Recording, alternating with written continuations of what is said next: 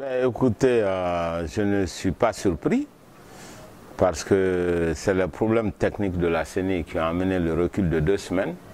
Rappelez-vous que les élections étaient prévues pour le 16 février et maintenant c'est pour le 1er mars. Ça fait un recul de seulement 2 semaines parce que non seulement la CENI n'était pas prête, elle n'était même pas prête pour distribuer les cartes électorales qui ne sont pas faites à date. Et vous devez savoir que tout ceci, les délais légaux ne sont même pas respectés, même pour le 1er mars. Voilà ce qui se passe. Donc moi je pense que ce n'est qu'un report technique. Ce n'est pas du tout un report pour inclure les partis d'opposition à la suite de discussions et d'un dialogue fructueux. Je crois que c'est ce qui était la préoccupation des imams et de toutes les personnes qui sont intervenues, c'était de faire de telle sorte que tous les partis d'opposition, tous les partis du FNDC qui ont décidé de boycotter ces élections puissent participer à ces nouvelles élections. Mais je ne pense pas que le report de 2 semaines, sans dialogue, sans contact, sans concertation, puisse servir à quoi que ce soit. Au contraire, nous pensons que c'est pour permettre de coupler les élections législatives et les référendums, ce qui aggraverait encore plus le problème qui est posé aujourd'hui en Guinée. Je pense que c'est plutôt le gouvernement suit son agenda, un agenda qui a été caché pendant 10 ans et qui est maintenant révélé, à savoir que le professeur Alpha Condé souhaite faire un 3e mandat ou une présidence à vie, ce qui n'est pas du tout conforme à ce qui a été convenu dans le cadre de la Constitution de 2010.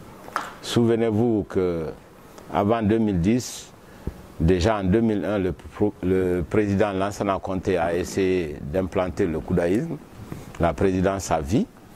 Il y est parvenu, mais au prix de beaucoup de sacrifices pour le peuple de Guinée, puisque nous avons eu des centaines de morts quelques années après, et jusqu'à son décès, que Dieu ait pitié de son âme. Et c'est à la suite de tous ces problèmes, et nous avons une transition qui a été chaotique, et nous avons eu beaucoup de morts. Donc toute la classe politique s'est battue, tout le peuple de Guinée.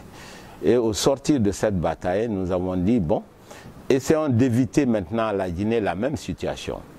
Faisons une constitution qui puisse permettre le renouvellement de la classe politique d'une manière pacifique, car il n'y a pas de démocratie sans alternance.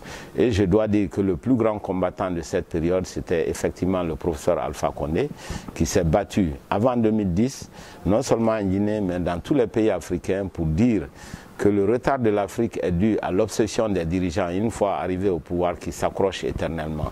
C'était la prêche de l'époque du professeur Alpha Condé. Malheureusement, nous nous sommes tous battus, puisqu'il faut rappeler qu'il n'y a eu que 18% au premier tour de l'élection présidentielle. Nous nous sommes battus autour de lui en créant l'alliance RPG Arc-en-Ciel pour l'amener, l'alliance Arc-en-Ciel pour l'amener au pouvoir. Malheureusement, dès qu'il a eu le pouvoir, il a tourné dos à tous les artisans de ce combat et il avait son agenda caché. Malheureusement pour lui, il a attendu la dernière année pour vouloir changer de constitution avec l'unique objet, je dis encore l'unique objet, de faire un 3e mandat. Souvenez-vous, au début, il était question de changer la constitution qui existe, la constitution de 2010, pour mettre les amendements qui étaient souhaités.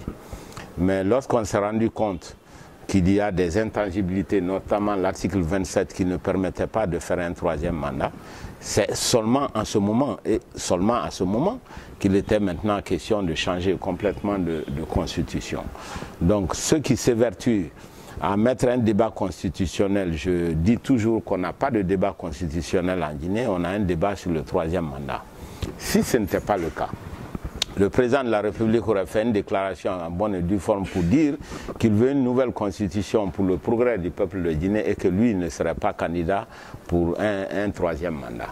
Malheureusement, l'objet étant le 3e mandat, il est en train de forcer une nouvelle constitution à la fin de son mandat quand il doit partir, pour nous dire maintenant, faisons une nouvelle constitution pour le progrès de la Guinée, à condition que moi je reste président de la République. Ça veut dire que le combat que lui-même a mené pendant 40 ans est un combat qui est perdu, et il veut amener le peuple de Guinée dans une nouvelle aventure de troisième mandat que nous avions combattu et que nous pensions que c'était derrière nous. Voilà, donc c'est le refus de l'alternance. Même dans son propre parti qui n'est pas organisé, il n'y a pas de congrès, personne n'est en vue pour représenter son parti politique parce qu'il veut le vide total pour que lui puisse rester président à vie. C'est la raison pour laquelle nous avons qualifié cela d'une grande dictature. Et vous voyez la répression qui est actuellement sur le peuple de Guinée pour éviter la diversité politique. Et on agresse les partis politiques dans leurs sièges. Ça s'est passé contre le PADES, ça s'est passé contre l'UFR à Cancan et maintenant ça s'est passé contre l'UFDG. Et voilà le danger qui nous guette.